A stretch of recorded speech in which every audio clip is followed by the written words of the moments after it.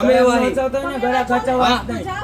કેમ હું કમ જાઉં મારા પૈસા આ કે મફત ના નથી આવ્યા હો બેન એમ કહું આ કે મફત ના તમે આયા કઈ વાર પહેલી વાર તમે સ્ટાફ રાખો ને તો બધાના હે ને માથા ઉપર હે ને ઘેર કે હોવી જોઈએ હા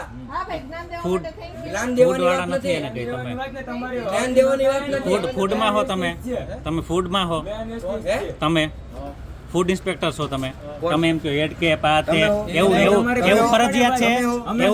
છે કે હેડ કેપ વાપરવાની તમે હો તો કયો બોલો તમે હો ભાઈ મફતમાં લીધું નથી